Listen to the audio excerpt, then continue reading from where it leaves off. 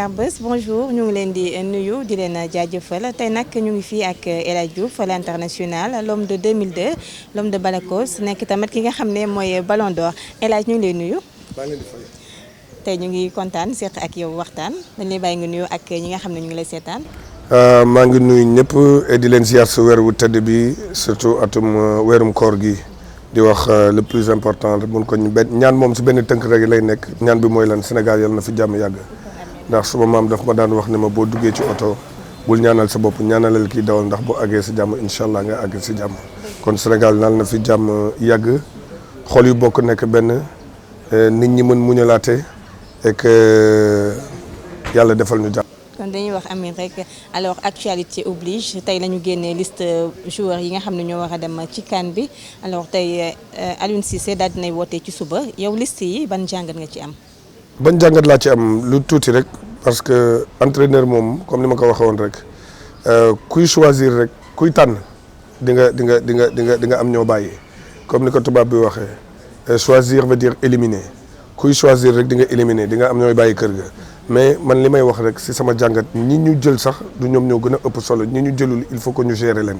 ndax Coupe d'Afrique benn mois la rek dañuy dem 23 jours rek ñoo mën a dem si milliers de joueurs yi ñu am yëpp mais ñi ñu jëlul rek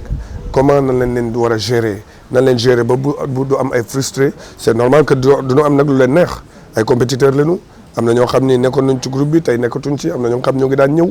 am na ku mel na tey ji Henri Saivet mi nga xam ni toog nañ lu yàgg kenn woowu ko léegi ñu d'un seul coup ñu woo ko il faut gérer les états d'âme comme on le dit et entraîneur bi tamit ñu bàyyi que comme moom moo réfléchir xam li muy def ak staffam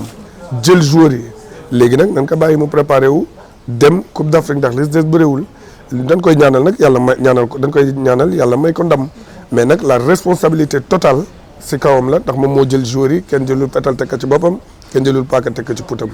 dañ koy wax li ñuy wax sénégalais yi daal ak li mu leen nañ ko bàyyi mu liggéey bu ñu demee ba ñëw nag ñu def évaluation noonu lañ koy waxee ñu def évaluation xool liñ ko santoon ndax def na ko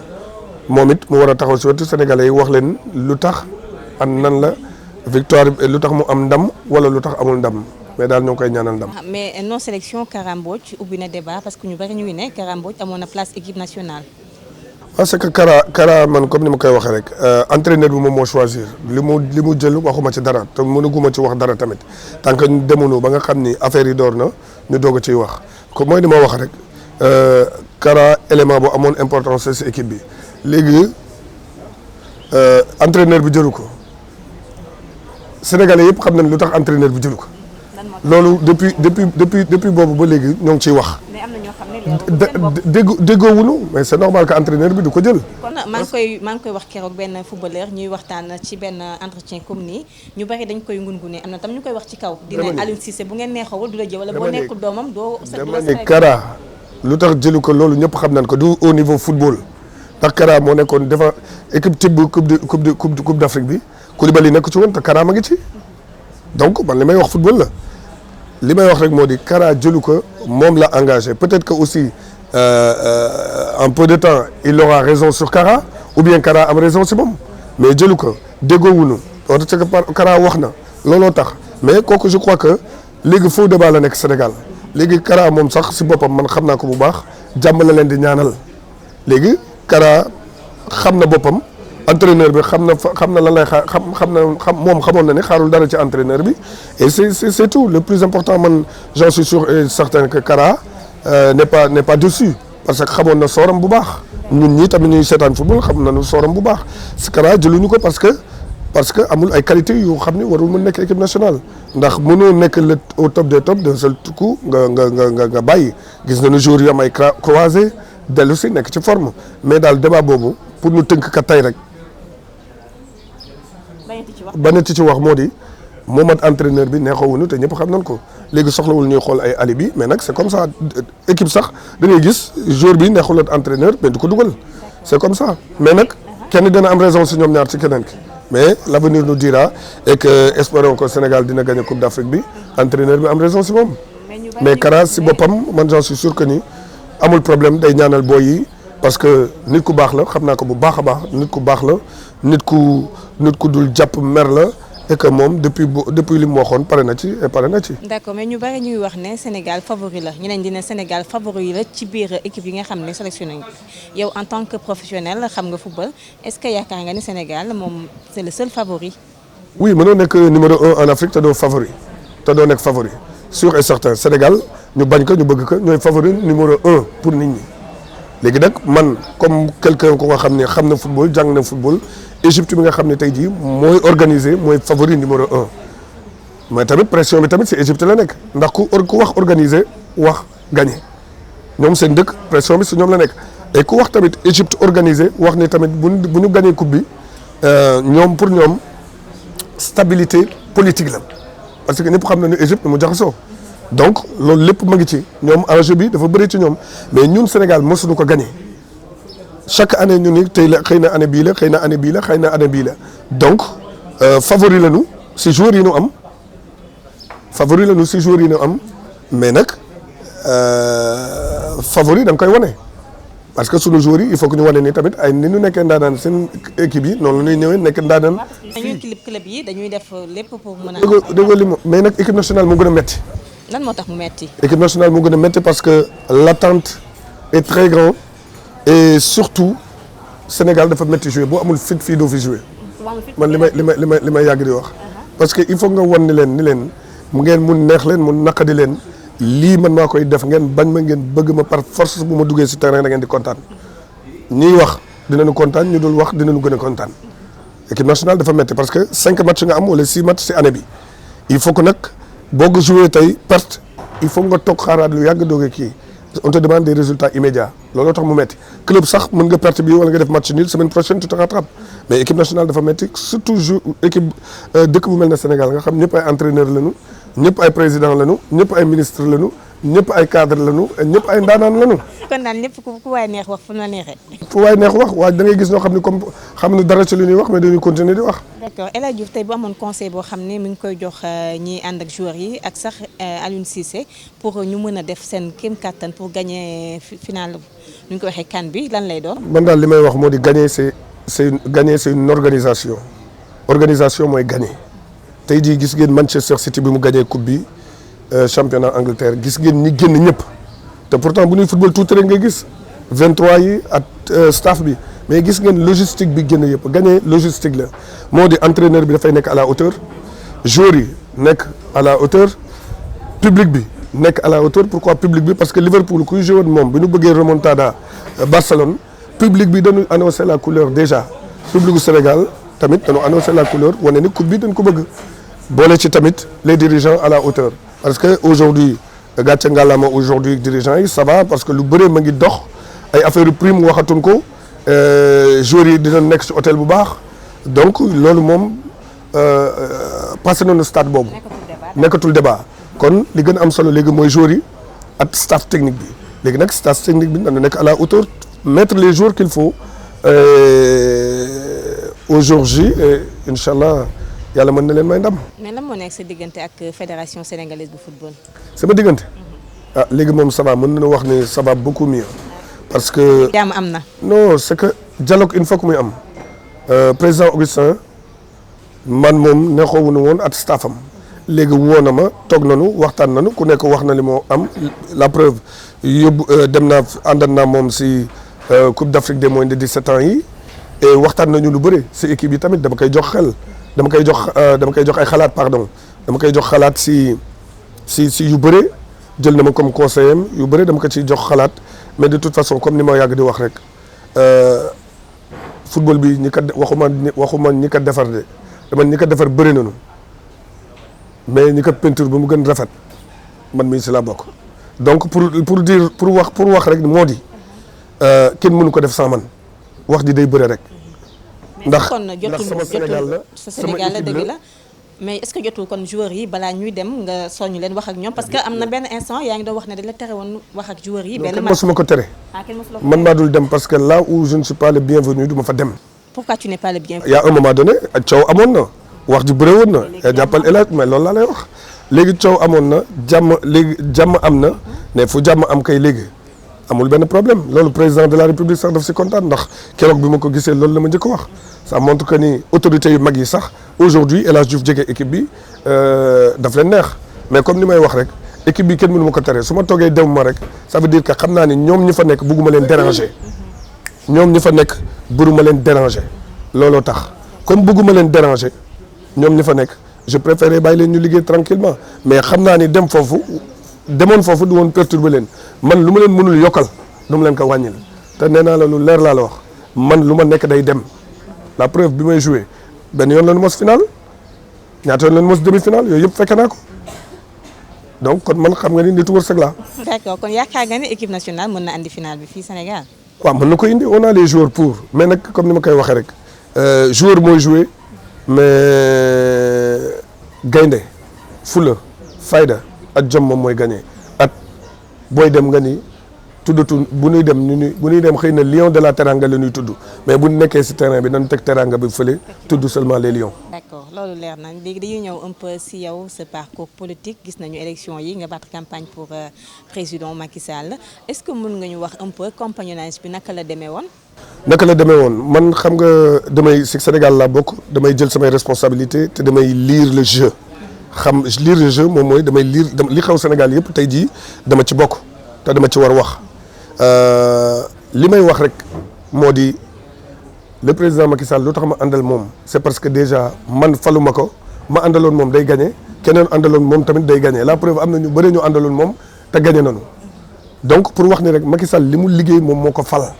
leneen falu ko. kon bilaawam moo ko fal ñun dañ si ñëw rek jàpp ci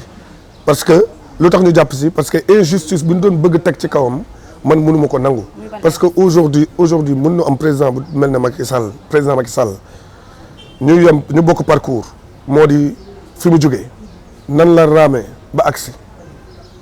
fi mu jógee at fi mu dal ñu war ànd ak moom tey jii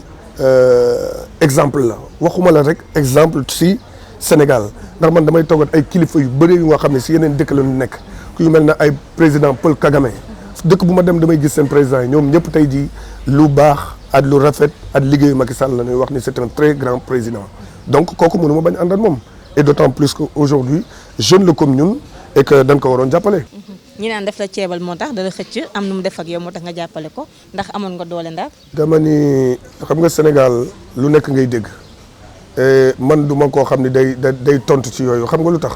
parce que yàlla bu la deful comme ñëpp da nga koy nangu. les débats sur El Hadj Diouf ku amul buzz sax dina ne wax si El Hadj Diouf wala def si El Hadj Diouf pour am buzz kooku yàlla moom moo ko def mais man tolluwuma fu may waxan di tontu ñooñu man daal li man ñor mooy Sénégal Macky Sall c'était l'homme qu'il fallait au Sénégal pour les élections jàppale naa ko dimbali naa ko et je sais que il est très reconnaissant à ça léegi man loolu rek laa amoon li may wax. la ambassadeur itinérant tamit.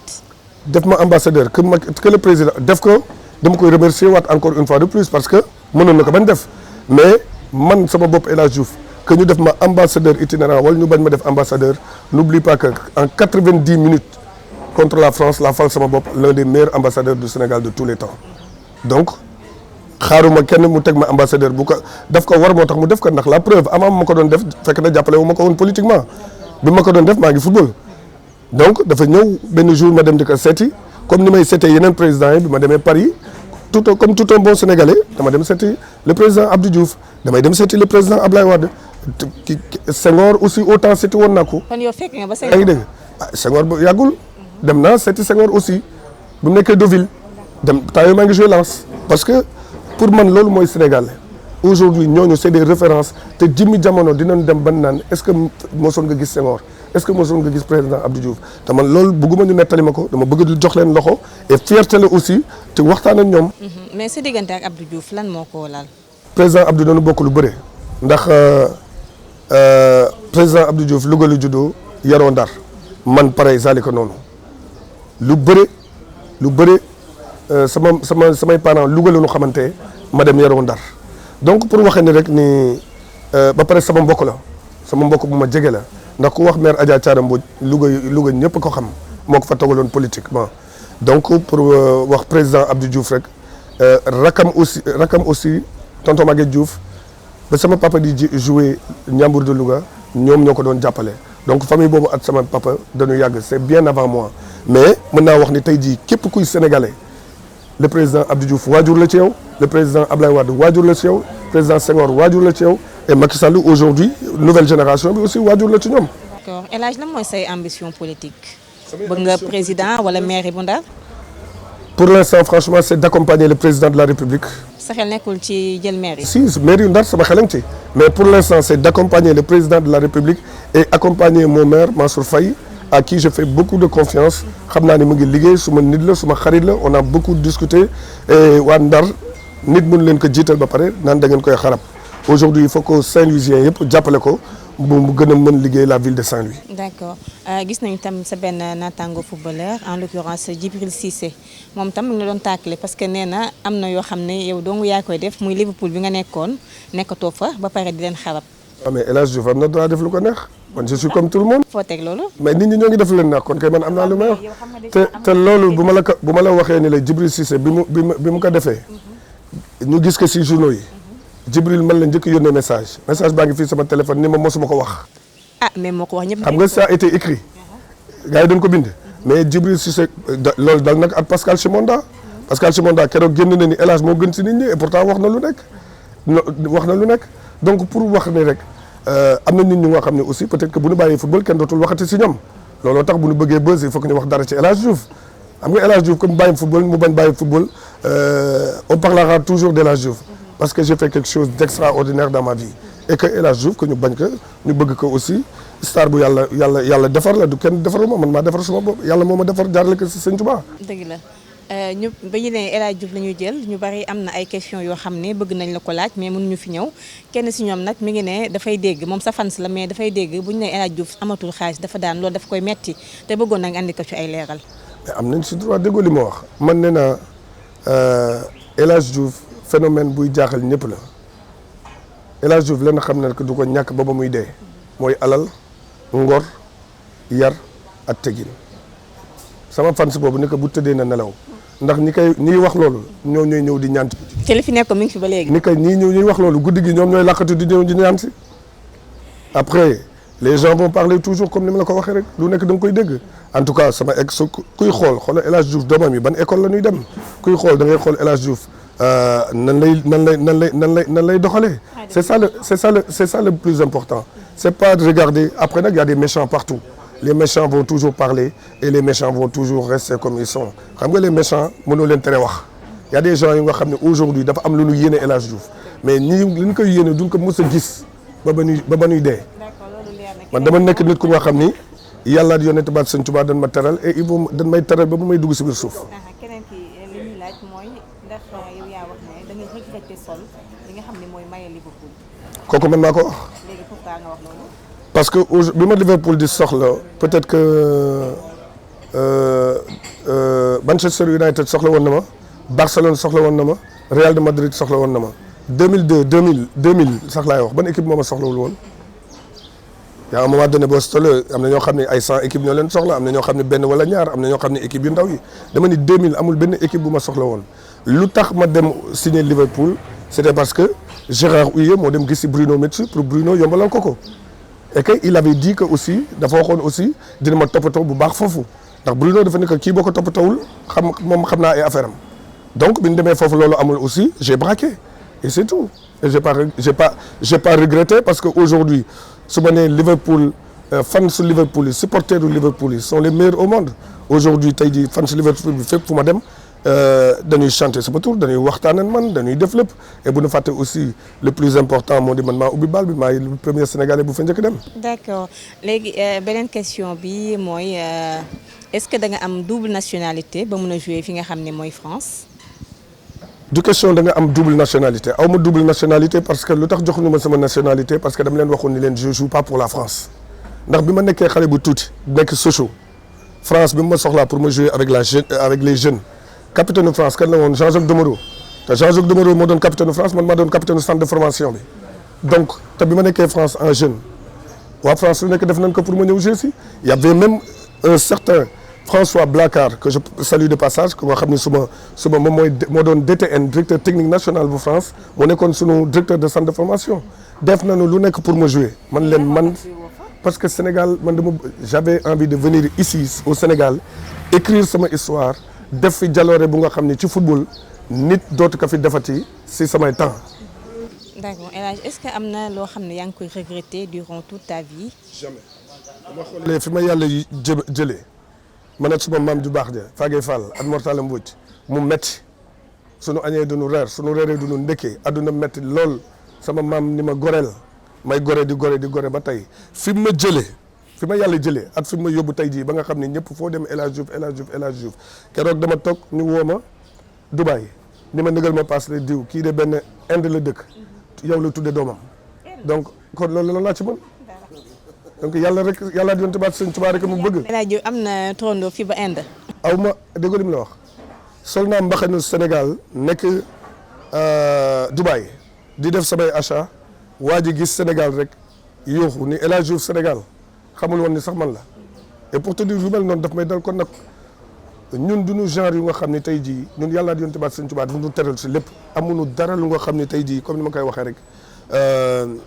dinañ ko war nañ ko mën regretter bu ma regretter dara tamit du ma gor ndax samay morom yu bëre àndan naa woon ñoom maa leen raw sama morom yu bëre nekkoon naan ñoom yàlla dimbali ma tey jii ba ma nekk fi ma nekk aujourd'hui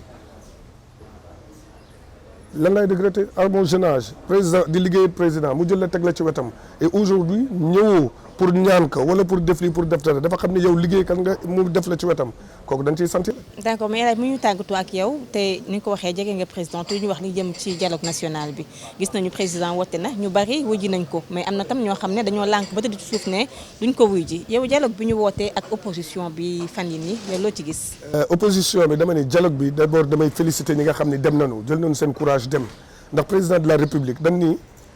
élection am na dem nañu élection gagné na leen gagné bu leer naññ. pour wax ni le Sénégal dañuy wax rek après lan la ñu tuddee gagné boobu dafa sàcc dafa def lii dafa def laa xam nga ko dóor bu métti dafa naan dafa sàcc donc loolu lu am la ba pare et que ñun football daf ñu jàngal benn affaire élection mooy pour man 90 minutes si biir terrain man ku ma bokkoon day bàyyi wala koo xam ne suma meilleur ami la si biir terrain dañuy dóorante daal dañuy defante lu nekk dañuy saagante dañuy defante lu nekk mais bu jeexee jeex na bu gagné ma tey la xoon ni ko félicitation continuer liggéey